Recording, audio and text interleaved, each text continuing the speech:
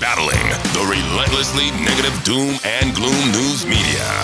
It's the Nick Stenger Show, coming to you live from the Stenger Family Office headquarters. It's your host, Nick Stenger. All right, ladies and gentlemen, welcome back to the Nick Stenger Show. This is Nick Stenger. We are the Stenger Family Office. For the past 43 long years, it's been our mission to deliver both clarity and confidence to help secure your financial future. We're doing audio only this week. I am not wearing my suit and tie because we are about to go up to the lake for the weekend. So not in in professional attire. Did not want to subject you to my casual weekend clothes here, but we are going to do an episode. It's been a few weeks since our last episode, since 158. I apologize, been on a summer break here, but we are back. Let not your heart be troubled. It ain't over yet. That's the episode and article this week, and it's all about what's going on in the economy. We're going to talk about the jobs report in a few minutes. We'll talk about my recession predictions and what I think is coming.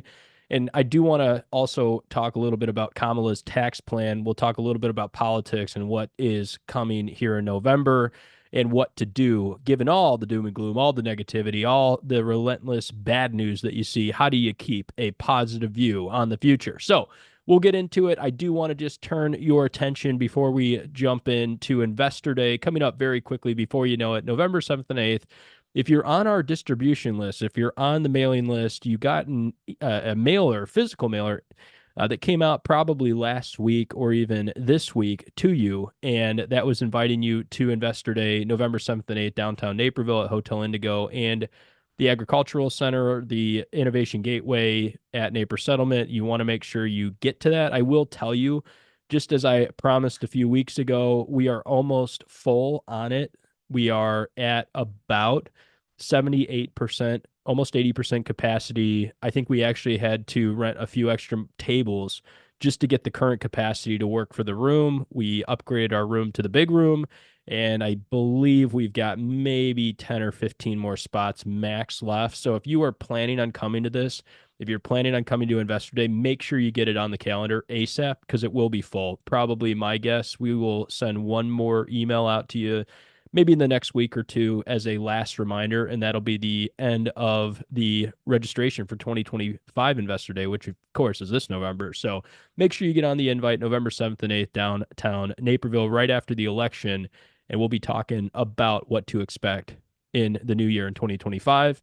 So that is coming up very quickly. So let's jump in to this week's episode. It ain't over yet. We saw a surprise jobs number, which if you've been watching the economy for yourself, if you've been tracking along at home, thinking to yourself, maybe things aren't quite as good as the White House is saying, you got completely confirmed that that is true.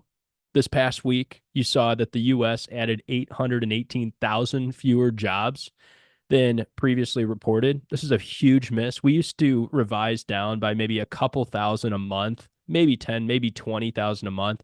These are massive, massive downward revisions. And you have one or two choices here. One, either the government is just really incompetent. Maybe they just don't know how to count. Maybe they're just really bad at math. That's possible.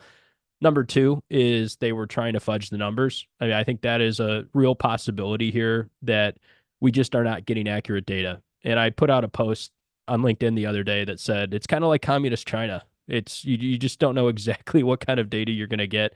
Obviously joking, it's not exactly like communist China, but that is a hallmark of a government that does not tell you the full story.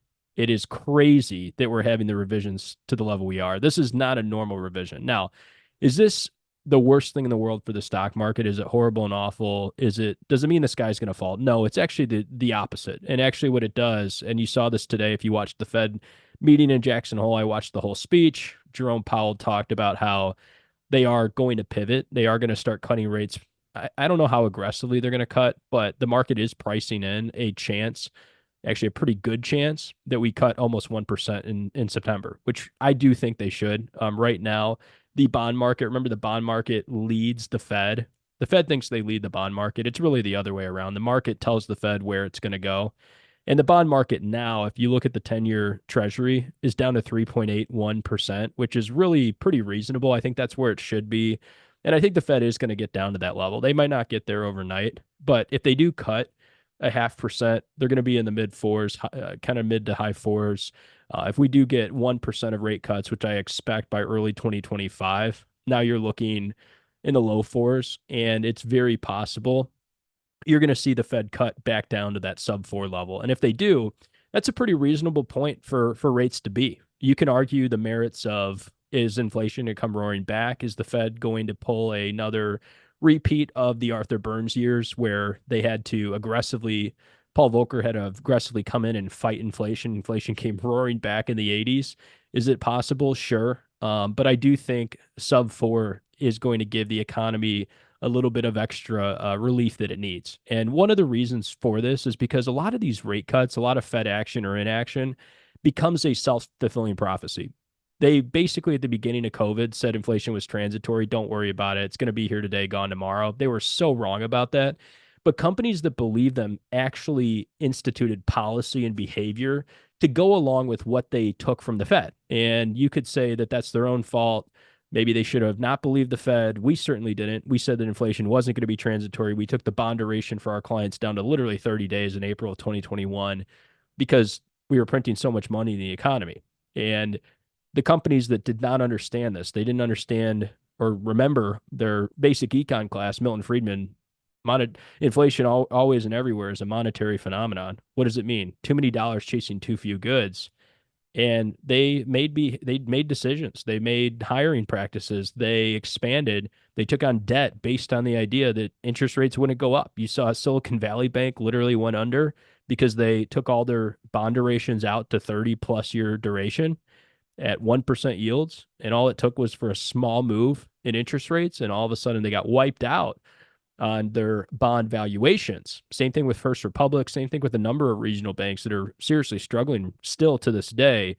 Is a 1% move lower in rates going to really save the day for a lot of these banks? Probably not. I still think there's a massive mismatch between some of the durations in the portfolio. I mean, think about your mortgage. If you were refinancing during COVID, like my wife and I were, we got down to a 2.5% mortgage for 30 years. It's going to be very tough to get us to move out of our house unless something significantly changes and we need more space or we need to move. It's going to be tough to get a lot of Americans to move. They fix their mortgages at around 3% on average. In fact, there's never been more fixed rate mortgages than there are today. And then there's never been the number of homeowners out there that have no debt at all on their property than we have today. So the good news is consumers still are in pretty good shape. And you're going to see a massive difference between the best people out there, the strongest companies, the strongest households, the strongest families versus the rest. And we've seen that certainly widen out with the Mag 7. The Mag 7 stocks are doing incredibly well, holding tons of cash. You're seeing top families, you're seeing retirees, baby boomers with lots of reserves, lots of cash, lots of assets doing just fine through this. They're getting 5% risk-free in their cash. And a lot of them don't have mortgages. A lot of them don't have to take debt on. They're buying new cars. They're buying new houses. They're traveling. Everybody's going to Italy right now. Everybody's on the road in Europe. And I believe what you're going to continue to see is this separation between the best and the rest. But what will happen is you're going to see, I think, with a little bit lower interest rates, is the bottom end consumer should start doing a little bit better. That should really help. It makes a big difference. Now, there's a couple self-inflicted wounds that we consistently do here in our country. President Trump was doing a nice job for us with getting fracking, getting oil production close to record all-time highs, making the U.S. the biggest producer of energy in the world, quite frankly, bigger than Saudi Arabia. But what has happened is, and by the way, before President Trump, it was President Obama. We had President Obama's EPA actually approve fracking. And so President Trump was a continuation of what Obama started. But for whatever reason, this current administration, President Biden and future, or I guess the VP and the president-elect Kamala Harris have just stifled oil production. And for the life of me, I can't understand why, especially as you go into an election season. You would think you'd want to get prices at the pump down for people. You'd think you want to help out the lower end consumer because a $1 or $2 per gallon reduction in cost at the pump is a real pay raise for a lot of families. You would think you'd want to try and get people to vote for you. You'd want to get their costs down, get their inflation down. And instead of looking at supply, instead of looking at some of the real issues that can actually be fixed, the current administration is going after grocery stores. I mean, it's absolutely insane. They want to bring back Soviet era price controls. They want to blame the Krogers of the world. And if you look at Kroger's net income statement, they're literally less profitable today. They have a lower net income profitability rate than they did pre-COVID in 2019. So to say that it's all price gouging and it's these greedy grocery stores is just insanity. I mean, this is just crazy stuff. And the reality is you have to get the input costs down. You have to fix supply side. And that's what none of these politicians are willing to do. And for us to get supply side in check, we're going to have to get the size of the federal government smaller. And whether you're on the left or the right or the center or wherever you're at, you know that we tend to be fiscally conservative over here at Stenger Family Office. We like libertarian policies. We like small government policy. Until you get the size of government smaller and you stop spending so much stinking money at a DC level, you're going to continue to see runaway inflation. You're going to continue to see money printing. And it's not government spending exactly that causes the inflation. It's actually money printing. One of the things you may remember is that the Fed's inflation target is 2%. You've heard them say this. They have a dual mandate to keep inflation around 2%, and then also to watch the labor markets very closely, full employment. But you may ask yourself, why is the Fed's inflation target 2%? Why do we have to inflate the cost of goods and services every year to that tune? Well, the answer is nobody really knows, other than the banks that made the Fed happen. And remember, the banks are basically the large banks are the families and the companies that set up the Fed in the first place. Why? Because they basically get to print their own demand. And if you've got 2% inflation every year, no matter what, rain or shine, guess what happens? You can't have private ownership of gold. You can't have people putting their money under their mattress. They have to go to the local bank and have deposits somewhere so they can at least get some interest and at least keep up with the rising cost of goods and services. And that's exactly what's happened. Nixon outlawed the private ownership of gold, got us off the gold standard in 1971. I'm sorry, FDR outlawed gold. Nixon took us off the gold standard. And so that was the first step. Now it's, hey, if you have money under your mattress 5 years from today, there's a compounding effect with inflation. It's going to be worth 25% less. That dollar under your pillow or under your mattress is going to be worth less 25% 5 years from today. And if you compound that over a longer period of time, if you compound inflation over 10 years, your money is going to be worth 50% less. And in a 20-year period, it's going to be worth 100% less. It's going to be half of what it is today. And you start looking at these inflation targets and you look at where inflation's gone the past 4 years, it's exactly as Milton Friedman said. It's been, hey, we printed 40% more dollars into the economy, and now we have 40% more inflation. So the stock market is this discounting mechanism of what's to come. You've heard me say this week in and week out. You've heard me say that you have to be in equities. Why? Because equities are the hedge against the rising cost of goods and services. And you may think, wow, my Costco blueberries are costing me more money than ever before. My McDonald's hamburger is more money than ever before. Everything I do, my gas bill, my electric bill, buying a new car, more expensive than ever before. Well, look at McDonald's stock, look at Costco stock, look at Chipotle stock, through the roof, all-time record highs. Why is that? Because companies have a propensity to beat inflation. Now, how do you really beat inflation over the long run in your portfolio? Not just with zombie old school companies, but you need some technology. I wouldn't put your entire portfolio, of course, in tech, and I definitely wouldn't get much more past that 35% mark on a sector basis. That's where we are at Stenger Family Office today, is in that 35% range, depending on the portfolio you've got with us. But technology is literally this miracle. And I think it comes from God. I think ideas that spawn technology literally come from above. And technology is the saving grace of inflation. You think about how in the world would we possibly run our economy today without all this wonderful technology we've got? Well, that's just the answer. Technology and innovation and entrepreneurs coming up with new ideas is the secret sauce to growing your economy faster than the rate of inflation. And so You may not want to go out and buy all the individual tech names outright on their own because there's going to be a lot of changes over the next many years. There's going to be lots of different companies that make it and don't make it. But in the meantime, there's going to be a lot of companies that benefit from leveraging technology, and that's your secret sauce for inflation. So that's just a side note on what's going on in the background with some of the data. Is it possible we get into recession with the jobs report that came out, 818,000 fewer jobs? It's possible. And I think actually the unemployment rate is underreported right now. They say, if you believe the reported data, that we're at unemployment of 4.3%. I think that's probably pretty close. We may be a little bit higher than that. But now that you count these 818,000 jobs that are not there, that are literally, they were Fugazi jobs, I think we're pushing closer to 5% unemployment. And so when you start getting past 5%, it does create some issues. And I will just say I'll go back to one of the things I said to start out the show, which is some of these things can be a self-fulfilling prophecy. When you have the Fed out there saying inflation's transitory, what do companies do? They take risk. When you have the Fed saying we're going to be really tough, we're going to be the bad cops when it comes to inflation, and we're going to we're going to raise interest rates, we're not going to cut for a while.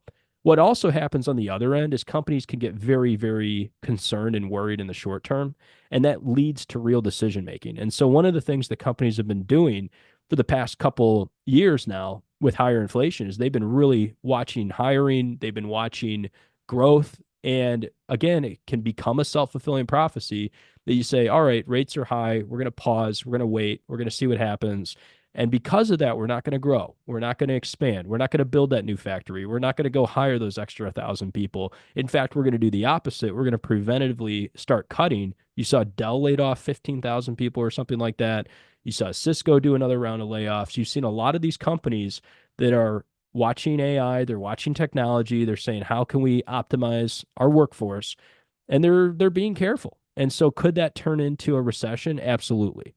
But I still think we're a ways out. And I do think even if we get into a recession, it's not going to be the 08 and 09 you think about. It's not going to be this complete all out collapse, doom and gloom that you pictured in 08 and 09, where the stock market's down 60%. I think there are a lot of structural issues that are just a lot different than they are today. People just aren't nearly as leveraged. People aren't nearly as uh, uh, uh, in debt, especially when it comes to credit cards and second homes and things like that, like they were in 08 and 09. We also had mark-to-market accounting that Brian Westbury at First Trust pointed out, and that had caused a lot of the problems, actually made the problem worse. And so we're past a lot of those significant issues that we had in 08 and 09 that made it such a bad collapse. And I think really what we're looking at is just a minor pullback, a minor recession. A recession is defined as 2 consecutive declining quarters of real GDP. And so after adjusting for inflation, you see GDP go down for 2 quarters in a row. Even if it only goes down 1% or 2%, that's not the end of the world. It means we're taking a slowdown, we're having a pause.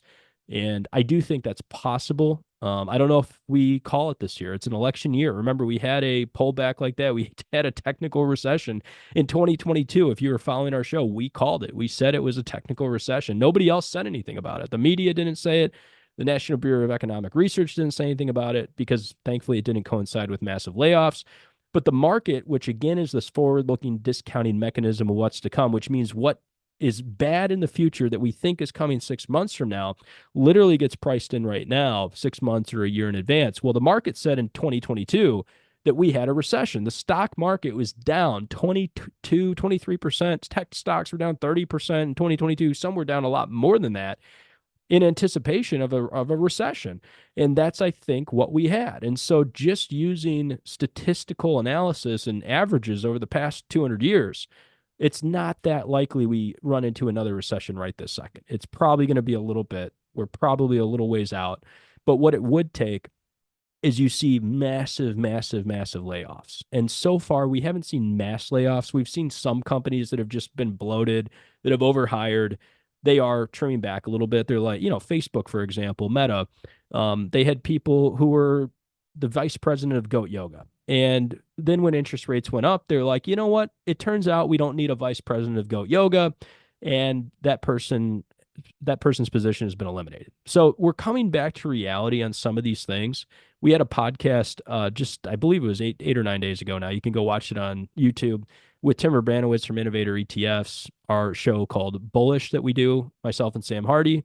And he said that a lot of what we're seeing and what we're going to see is going to be somewhat painful. It's not going to be as painful as 08 and 09. It is going to, though, be a return to normal. And what does normal mean? We've been talking about the return to normal ever since COVID, and in those terms, as of people, as in the sense that people are not going to be social distancing and masking, but more so the economy is going to return to normal in the sense that we aren't going to have these 11 or 12 million unfilled jobs. We aren't going to have 5 jobs for every single person looking. We aren't going to have people coming out of college making asking for $150,000 to start out their job. It's going to get back to a more normalized rate or a more normalized level, and that's certainly, I believe, what we're starting to see now. And so again, is it this all out collapse? Is it doom and gloom and another 08 and 09? Is it the next Great Depression? No, I think that's really just overdone, and I think people are just, they're going in way too bearish, and they're going to miss out on a lot of great things that are going to happen eventually with the stock market because of that. But it is just something to be aware of in the sense that I don't think we're completely out of the woods yet. When I say it ain't over yet, I don't think we're completely out of the woods yet for lower quality companies, meaning small caps that have a lot of debt, mid caps that have not managed well, long-term bonds, quite frankly, I don't think we're completely out of the woods yet on, and I definitely don't think we're out of the woods on an international. And so when you start looking at your portfolio and you say, hey, everything's good, it's all sunshine and roses and everything's going to be fine, the Fed's going to cut a ton on interest rates, and everything's going to work out, we're definitely not going to go into recession, I think you have to be very careful because the lower quality stuff in your portfolio, if you have target date funds, for example, at work, where you're sitting on tons of small caps and mid caps international, I think you are significantly exposed to risk that could be out there that the media is just not covering. And I think it's very similar to the risk that we saw in 2020 when the Fed called inflation transitory. I think just like today, where they're saying everything's fine with the economy and there's no issues at all, I don't think that's exactly correct. And I think you just want to be careful and position towards high quality. And so the answer is stay in the stock market. The answer to the doom and gloom, the antidote to all of the bad news we're probably going to see later this year and into next year, is stay in the stock market, but be selective. Stay in the biggest and best companies, stay in the best names. I think you should stay in the US. I think you should stay in large caps that have better amounts of cash, lower amounts of debt, that are going to be able to weather a rainy day, a storm. We talked about the wise man who builds his house on the rock, and the rock of the stock market is strong US companies. That's my opinion. And so you're going to continue to see this dispersion between the best and the rest, just like a family who doesn't have debt, that isn't spending more than they make, that is saving for a rainy day, that has an emergency fund, just like you would see this on an individual level with a strong family balance sheet. You've got to be aware of this with companies as well, that companies are managed very, very similarly. There are companies that are not managed well, that take on a lot of debt, that are just not in a strong position to get through a rainy day. And if you buy the government line, hook, line, and sinker, that everything's fine, that we're never going to have any issues, that everything's perfect and wonderful, I think you need to be a little bit careful there. It's not to say the sky is falling, that everything's going to fall apart. It's just that I think high quality ultimately will outperform low quality. On the S&P, I believe we're going towards the 6,200 point level on today's numbers at that 5,600 point zone. That's about a 10% return, 10, 11% if you count the dividend. We could see another pullback. Remember, September and October can be historically weak. Seasonally, these are not great months for the stock market. And it's an election year, so we're going to have some more volatility. Don't be overly surprised or alarmed if we go down 10% again. We were just down 8.5%, 9%, not quite 10. Don't be completely surprised if we see another 10% downward where the S&P is trading around 5,000, 5,100 points. Don't let that shock you. And I'm warning you today because I warned you last time. Don't be surprised. You know it's coming. I'm trying to give you, like we always do on the Nick Stenger show, is give you tomorrow's news today. I'm telling you, just be mentally prepared for this. And when it happens, just say, oh, yeah, Nick already said it's coming. No big deal. I'm turning off the TV. I'm not going to let the media scare me. I'm going to go outside for a walk and maybe start a new hobby and not sit in front of the TV and let myself worry about things that might happen and hopefully not make any bad decisions. I mentioned that one client that's never happened to us in 43 years and in for 14 days and panicked and sold. And I think now, according to my calculations, he ended up leaving $50,000 on the table. So don't let that be you. It's just such a bad idea to try and time this thing, try and time the markets. It's a horrible, horrible strategy. It's not a strategy. It's just emotion. You need to have a game plan. You need to have a long-term focus, a long-term vision for where you're going. And the reality is we're going to get past any doom and gloom the next month, 2 months, 3 months, 4 months. We will get past this election. It may not feel like it, but we will get past it. Things will be okay. The world is not going to fall apart, and we will make new all-time highs in the S&P. And so you staying on your plan will be your best bet. And ultimately, if we do go down to 5,000 or 5,100, I think you buy as much as you can. I said this last time around, you could buy. It wasn't going to be the best buying opportunity of all time, but it certainly was a buying opportunity. If you listen to us, you're up. You made money. I think it's going to be even more true if we see another pullback down 10%, just like we had, down to that 5,000, 5,100 point level. Then I think you buy, like it's going out of style, because then we may rip up to 6,200. Now, do I know for a fact if any of this is going to happen exactly how I'm describing? No, my crystal ball is a little fuzzy, and none of us know for sure. But I'm just telling you math-wise what typically happens. Statistically, this part of the year can be weak. September, October can be down 10%. But the fair value, I believe, on the S&P is in that 61, 62, 6,300 point range. And because of that, I think you should buy, and I think you're going to be very happy that you did. So let's just wrap up 2 minutes here on Kamala's tax plan. I will just preface this with a short commercial on Chris Jordan, our head of tax at Stenger Tax. Give him a call. You need to get to him. You need to call him. Chris is doing a wonderful job doing tax plans for many of you. Looking at the next couple of years with the way that tax rates may change, give him a call, 630-912-8504. 912-8504 is his direct line, 630-912-8504. And call Chris, set up a tax plan. Why? Because we are going to have some changes. Now, I want to point out some of the craziest parts of Kamala's tax plan. One of them is that she wants to tax unrealized capital gains. Think about how nuts that would be. You have a stock you bought, and let's say your cost basis is $100 a share. Now it's $200.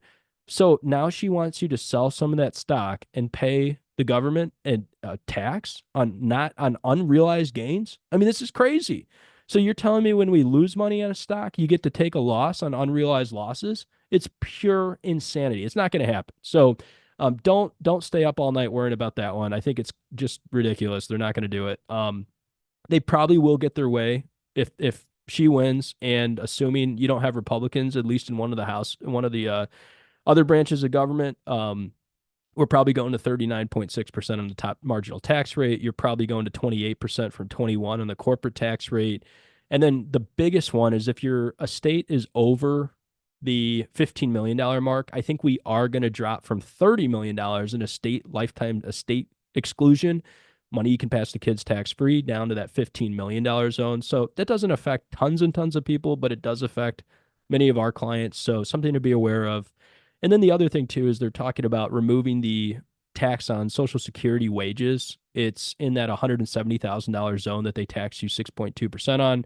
They want to raise that to unlimited, kind of like they do with Medicare. And they also are talking about increasing the Medicare tax to 5%. And so they think these things are only going to affect the richest 1%. That's their talking point. If you watch the DNC, if you watch their speeches, they say, we're only going to raise taxes on the richest. We're going to make them pay their fair share. But the reality is there's not enough rich people going around that they could even tax to run the government for 11, 12 months.